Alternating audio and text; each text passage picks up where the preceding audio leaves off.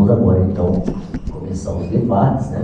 Eu abro a palavra ao doutor Ricardo, promotor de justiça, para que faça sua explanação em até 2h30.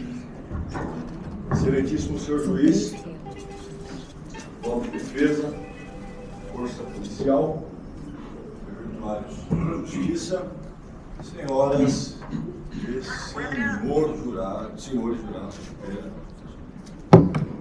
Último júri do mês, após exaustiva maratona de todas as espécies de júri, chegamos ao último e derradeiro júri desse mês de novembro de 2024.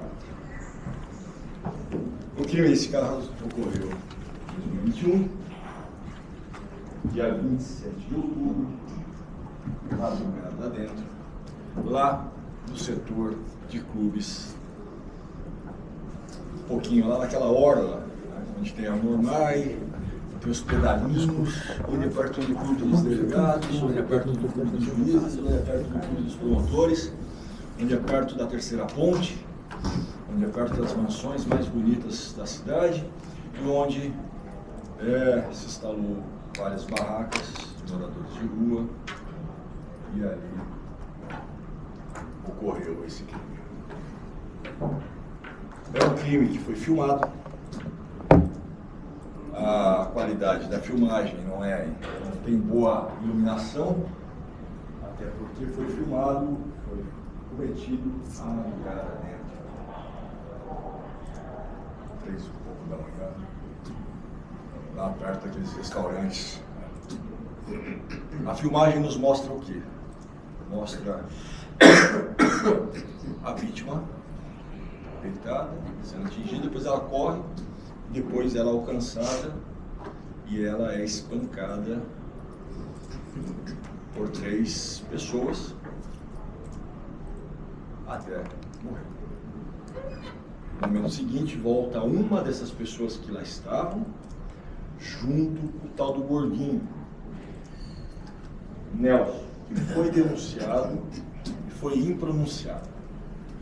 O Nelson, essa segunda parte, já a vítima prostrada, caída, o Nelson se aproxima dessa vítima, olha, faz alguma coisa e se vai, e ao passo que o terceiro elemento, que é o mesmo que está no espancamento, que usa calça de moletom, diferente dos outros 2 que usavam bermudas, ele confere, olha, e aí se vai, e nós temos um cadáver, e nós temos um homicídio para investigar. Essa é a polícia, e localiza 2 dos 3 que espancaram. Quais são os 2 dos 3?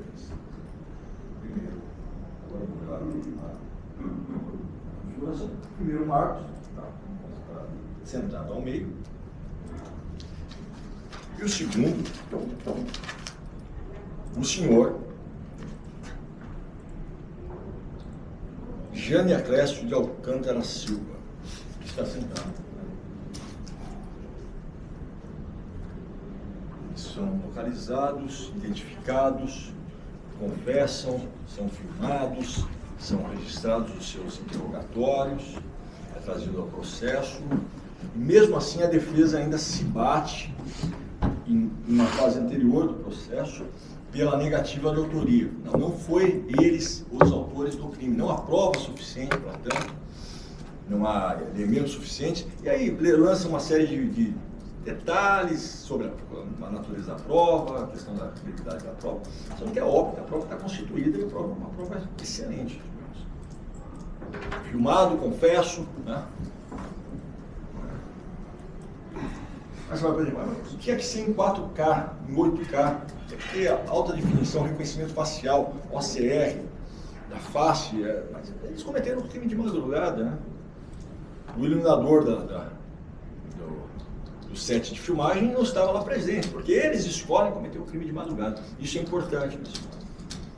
A escolha do horário do crime. Porque a gente desenha toda uma história, que ela é uma história que ela tem algumas vertentes, assim. Mas o cerne dessa história é que a vítima mereceria morrer. O título dessa história contada pelos acusados é que a vítima de fato mereceria morrer, que era imprestável para estar vivo. E aí vem uma história, por exemplo, a história do Marcos. Marcos, ele fala hoje que teria sido estuprado pela vítima, isso é novidade no processo, sem desmerecer, sem acreditar ou desacreditar nisso. Com todo respeito, Marcos. Não é difícil assumir isso. Sem desacreditar, muito menos acreditar, porque ele só vem agora considerando o seu depoimento como um indicativo de que era necessário apreciar e averiguar esse fato com cautela e com uma investigação mais complexa. Mas como uma notícia de um crime, recebo agora com a notícia de um crime cometido pela vítima, essa vítima já foi punida e já foi morta. Obviamente, se essa notícia do crime, de um estupro de um homem por outro homem, lá nas imediações, que é chocante, isso seria no mínimo alguma prova complementar, para não ficar só do ponto de vista de uma palavra isolada. Não que essa palavra, digo, não tenha um grande valor probatório. Então, com todo respeito, Marcos, assim, considerando assim, isso como um elemento, trazido só hoje ao processo, mas, a par desse elemento, também disseram, e isso foi dito anterior, pelo próprio Marcos, que a vítima, ela roubou, furtou ou subtraiu uma caixinha de som e outro aparelho eletrônico do acusado, do Marcos. Então, o Marcos tem duas histórias que modificam mas que tentam mostrar a vítima como uma pessoa inapta a viver, uma pessoa que deveria ser morta, uma pessoa que mereceria ser morta. Aí, o Jânio Acécio, ele nos narra que na tarde anterior àquela madrugada, dia 26 de outubro de 2021, a vítima brigou com ele, bateu nele uma vez, ele pegou um pedaço de pau, apanhou de novo, e aí a vítima, sob embriaguez, ameaçava, gritava, dizia, e ele traz uma vertente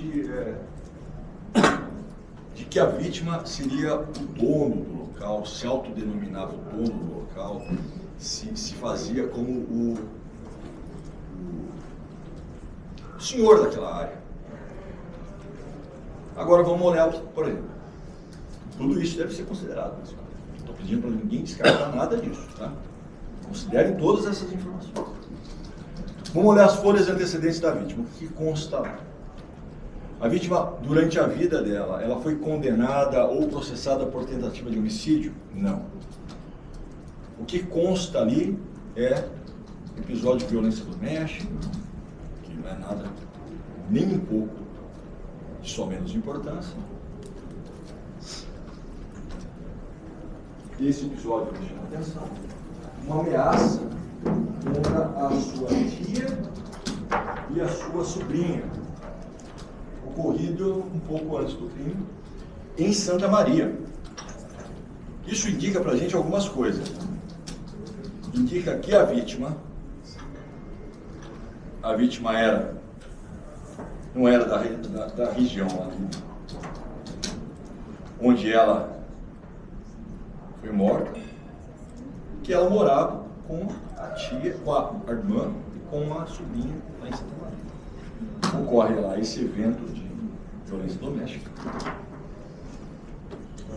Mas repito às senhoras e senhores, a parte do problema com álcool, que é comum a maioria dos moradores de rua terem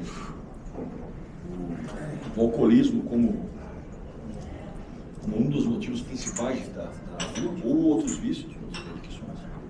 O crack também presente em maior parte dos casos, mas o alcoolismo também como determinante para a pessoa se estabelecer nessa situação de homicídio, de morador de rua e de pessoa que está em situação como a dos acusados e da vítima.